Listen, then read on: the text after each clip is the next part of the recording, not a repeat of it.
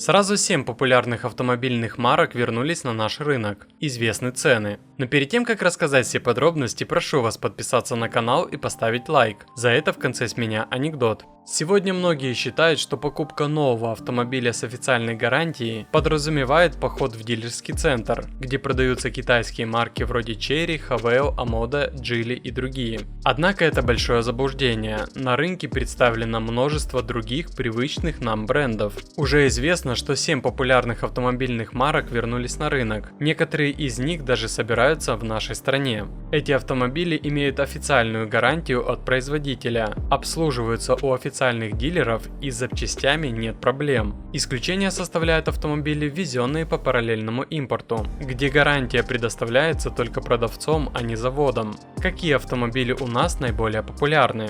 Конечно, японские. Многие мечтают о новой Toyota или Lexus. Однако эти бренды пока не спешат вернуться. Зато официально продаются две другие японские марки – Subaru и Suzuki. Они поставляют автомобили напрямую из Японии с гарантией 5 лет. Например, Subaru Forester можно приобрести за 7 миллионов рублей, а Suzuki Jimny за 4 миллиона. Несмотря на высокие цены, дилеры уверяют, что с обслуживанием и запчастями проблем нет. Трамп победил. Зимой Россию и мир может накрыть самая сильная волна перемен с 90-х. Новый президент США обещает ослабление санкций и мир во всем мире. Но все далеко не так однозначно. Сейчас важно следить за теми, кто не живет в розовых очках и основывается на фактах. Хороший пример – канал Мультипликатор. Еще в феврале его автор предсказывал победу Трампа, заранее предупреждал о бешеном росте ставки ЦБ и давал точные прогнозы по ситуации с рублем и долларом. А сейчас он подробно объясняет,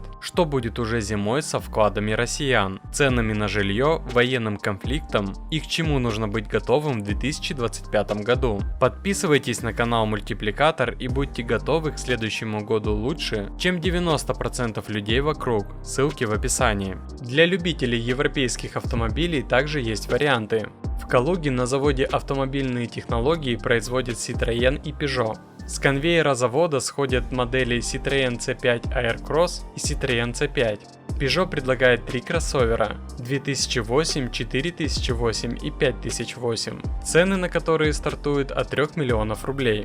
Все автомобили имеют гарантию 3 года или 100 тысяч километров. Французские машины, однако, уступают китайским по соотношению цены и оснащения. Например, за 4 миллиона рублей французский кроссовер часто проигрывает конкурентам из Китая. На рынок также возвращаются корейские бренды Kia, Hyundai и Sanyong, теперь известный как KG Mobility.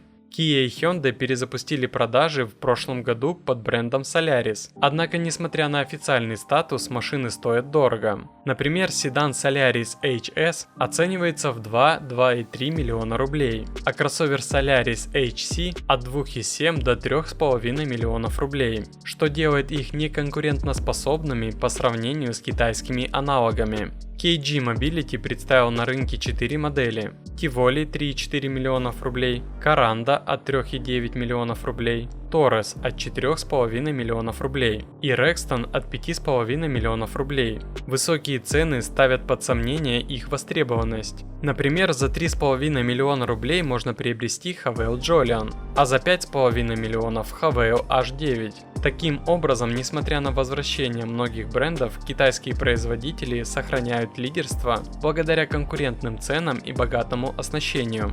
Даже если на рынок вернутся такие марки, как Toyota, Nissan или Volkswagen, их высокая стоимость оставит основное внимание за китайскими автомобилями. Не будут они уже по 1,5 миллиона стоить. Напишите в комментариях, поздно ли они вернулись. Ну и обещанная мною шутка. Еду сейчас в такси по Кутузовскому, а таксист говорит, что он таксует для души, а так он президент Сирии.